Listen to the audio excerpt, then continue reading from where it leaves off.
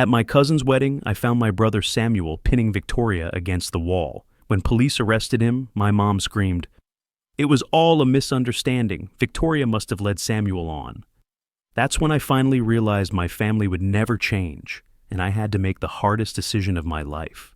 The wedding reception had been going perfectly until that moment. Victoria and I were finally relaxing after months of Samuel's escalating harassment. We thought being surrounded by family and wedding security would keep him in check. I was wrong. When I rounded that corner and saw Samuel forcing himself on Victoria while she struggled against him, something inside me crystallized. This wasn't just another family drama anymore. This was criminal assault, and my parents were still defending him.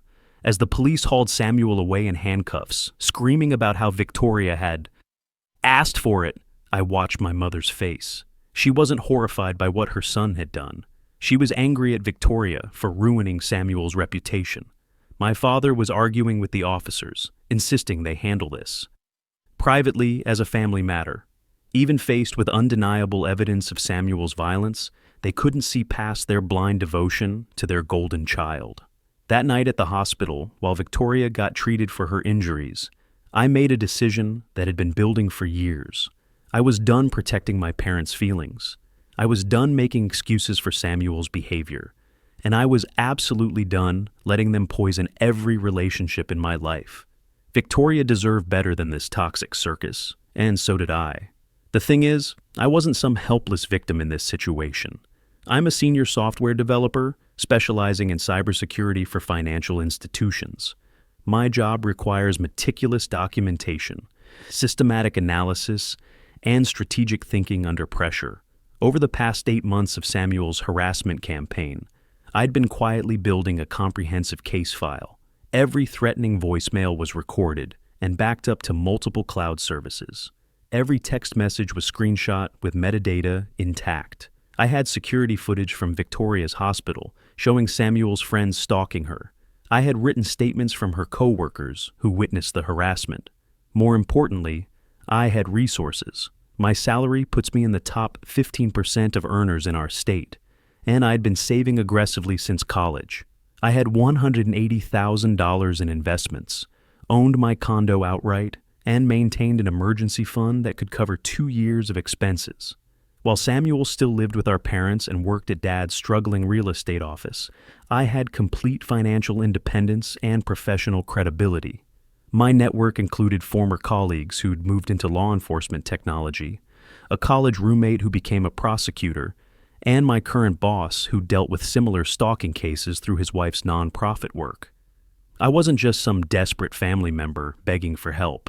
I was a professional with resources, connections, and a detailed action plan.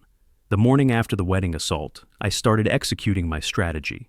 First call was to David Brennan, my former colleague who now develops database systems for the state police. He couldn't interfere with active cases, but he confirmed that having organized digital evidence would significantly strengthen any prosecution. He also warned me that Samuel's friend Tyler, having police connections, could complicate things, but that federal charges would bypass local politics entirely. Next, I contacted Jennifer Blake, the prosecutor from my college. She'd moved to the state attorney general's office and specialized in domestic violence cases. After reviewing my evidence file, she was furious. "This isn't just harassment," she told me during our 2-hour consultation. "This is systematic stalking with clear escalation to sexual assault. Your girlfriend was lucky those groomsmen intervened when they did." Jennifer explained that Tyler's father might influence local handling, but the interstate nature of some threats and the hospital being state-funded made this federal territory. She connected me with Agent Rebecca Davis from the FBI's Violent Crimes Unit, who specialized in stalking cases involving public institutions. Agent Davis was particularly interested in the hospital security footage showing coordinated surveillance. My boss Marcus had dealt with a similar situation when his wife's nonprofit helped a nurse being stalked by a patient's family member. He connected me with their legal team at Hartwell & Associates, who specialized in restraining orders and workplace safety. Attorney Lisa Hartwell had successfully prosecuted 3 stalking cases involving healthcare workers in the past year. The key insight from all these consultations was timing. Everyone agreed that Samuel's arrest at the wedding was actually a strategic advantage. Public assault with multiple witnesses eliminated any ambiguity about his intentions. The torn dress, visible bruises, and his unhinged rants about Victoria, asking for it, were recorded by several guests on their phones. This wasn't he said, she said anymore. This was documented criminal behavior with a clear escalation pattern. Within 72 hours, I had a comprehensive legal strategy. Agent Davis would handle the federal stalking charges using the interstate communications and targeting of a healthcare facility. Hartwell's team would pursue state assault charges and restraining orders. Jennifer would coordinate with local prosecutors to ensure Tyler's father couldn't interfere with evidence or witness intimidation. But I also had a personal strategy. Victoria and I weren't running away to some random city. The job offer at the hospital 300 miles away was at a prestigious medical center where she'd been trying to transfer for 2 years. It represented a $15,000 salary increase and put her on track for director-level positions. My company had been pushing remote work policies, and I'd already proven I could handle complex projects from anywhere with secure internet. More importantly, the new city was where my cousin Holly lived with her husband's family. Holly had witnessed Samuel's behavior our entire lives and had been documenting his concerning actions since childhood. Her husband Miller was a respected member of the community with connections to local law enforcement who wouldn't be influenced by Tyler's father. We weren't isolating ourselves. We were positioning ourselves in a support network that could protect us while Samuel faced consequences. The evidence-gathering phase took 3 weeks. Agent Davis obtained warrants for Samuel's phone records, which revealed he'd been coordinating the harassment campaign through encrypted messaging apps with Tyler and 2 other friends. The messages were damning. Samuel had written detailed plans about following Victoria home, photographing her at work, and escalating their interference until she learned her place. Even more disturbing were messages about me. Samuel had been planning to sabotage my career by contacting my company with false allegations about security breaches. He'd researched my professional relationships and identified clients he could target with fabricated complaints. Tyler had offered to use police databases to run background checks on Victoria's co-workers, looking for anything they could use to discredit her at the hospital. The federal charges came first. Agent Davis arrested Samuel at our parents' house on a Thursday morning while he was eating breakfast. The charges included interstate stalking, criminal use of electronic communications, and conspiracy to commit harassment of a federal healthcare worker. The FBI also arrested Tyler and one other friend on conspiracy charges. Tyler's father had no jurisdiction over federal crimes. My parents' reaction was predictably delusional. They hired an expensive criminal defense attorney using a loan against their house. Mom started a social media campaign claiming Samuel was being persecuted by a vindictive ex-girlfriend and her jealous boyfriend. Dad tried to pressure Holly's family by threatening business retaliation through his real estate connections. What they didn't realize was that their public defense of Samuel was actively helping our case. Every social media post claiming Victoria had seduced Samuel provided evidence of victim blaming and family conspiracy to harass her further. Dad's business threats against witnesses strengthened the witness intimidation charges Jennifer was building. The state assault charges followed 2 weeks later. With federal protection preventing local interference, the state prosecutor filed charges for sexual assault, battery, and criminal trespass. The wedding venue's security cameras had captured Samuel following Victoria to the bathroom area, and the timeline clearly showed premeditation. Samuel's friends started flipping quickly once they realized the scope of federal charges. Tyler's father couldn't protect him from FBI prosecution, and his police career was finished regardless of conviction. He provided detailed testimony about Samuel's obsession with Victoria and his escalation plans. The second friend, facing 5 to 7 years in federal prison, gave up everything, including Samuel's threats against my career and plans to get Victoria fired. But the real turning point came when we discovered Samuel's history. Agent Davis found 2 other women who'd been stalked by Samuel in similar patterns over the past 4 years. Both had been too intimidated to press charges after my parents convinced their families that Samuel was just awkward with women and they were misunderstanding his intentions. One victim was Samuel's high school girlfriend, who'd broken up with him after he started following her to work and showing up at her college campus. My parents had convinced her mother that Samuel was just heartbroken and needed time to move on. They'd paid for the girlfriend's family vacation to get her out of town until Samuel got over it. The second victim was a co-worker at Dad's real estate office who'd quit after Samuel started leaving gifts on her car and photographing her through office windows. Dad had fired her for creating workplace drama and threatened to ruin her professional reputation if she contacted police. The family had covered up Samuel's behavior for years through intimidation and financial pressure. Both women were willing to testify once they learned they weren't alone. Their testimony established a clear pattern of escalating stalking behavior and family conspiracy to cover it up. The federal prosecutor added RICO charges for organized criminal activity. Samuel's lawyer tried negotiating a plea deal, but the evidence was overwhelming. The federal conviction came first. 8 years in federal prison with mandatory minimum of 6 years served. The state conviction added another 3 years to run concurrently.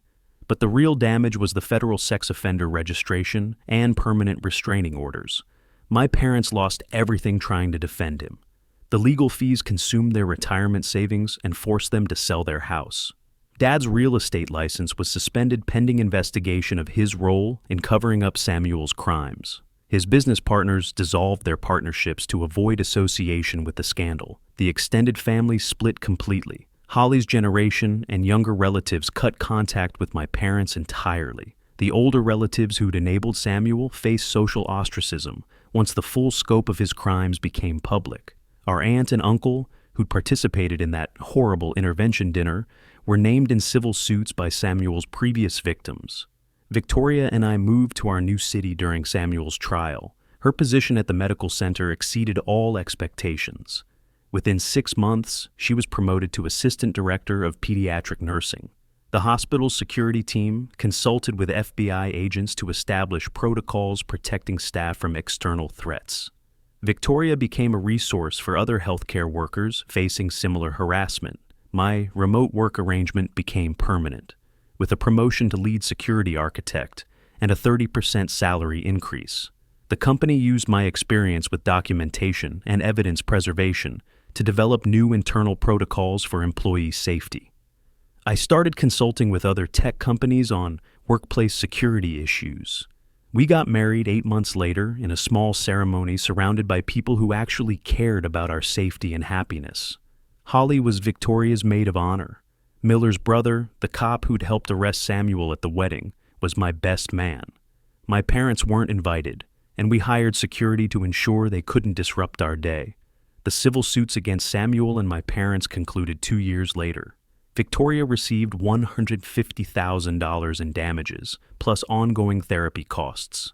The other 2 victims received similar settlements. My parents filed bankruptcy and moved to a rental apartment across the state. Dad never recovered his real estate license. Samuel's prison experience was reportedly difficult. Sex offenders don't fare well in federal facilities, especially those who targeted healthcare workers. He was attacked twice in his first year and spent most of his sentence in protective custody. 4 years after the wedding assault, I received that hysterical call from Mom about Samuel's marriage and subsequent arrest for beating his wife Rachel. The irony was devastating, but not surprising. Even prison hadn't changed him. If anything, it had made him more violent and better at manipulation. When Mom begged me to help support Samuel and Dad through their legal troubles, I felt nothing but cold satisfaction. "You made your choice when you defended him assaulting Victoria at Holly's wedding," I told her. "You chose Samuel over justice then, and now you're facing the consequences. Rachel deserves better advocacy than Victoria got from you." The final update came 6 months ago. Samuel took a plea deal for 8 years on domestic violence charges.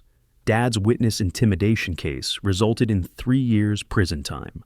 Mom finally filed for divorce and started therapy, but it was far too late for any reconciliation with me. Victoria and I now have our daughter Emma, a perfect 3-month-old who will never meet her grandfather or uncle. Emma will grow up surrounded by people who respect boundaries and protect victims instead of enabling abusers. Holly and Miller's family have become our chosen family, giving Emma the loving grandparent figures she deserves. My security consulting business has grown beyond my expectations. specializing in helping stalking victims document evidence and navigate legal systems.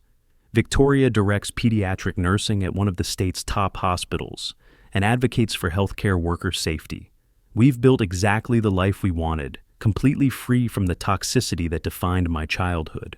Sometimes people ask if I regret cutting off my parents so completely. But then I look at Emma sleeping peacefully in her crib, knowing she'll never have to fear her uncle attacking her boyfriends or her grandparents defending his violence. The cycle of abuse and enablement that defined 3 generations of my family dies with me. Samuel got 8 years for nearly destroying Victoria's life and actually destroying Rachel's. My parents lost their marriage, home, and family relationships defending his violence. I got a beautiful wife, healthy daughter, successful career, and complete peace of mind. Justice isn't always immediate, but when you document everything and refuse to enable toxic behavior, it's absolutely inevitable.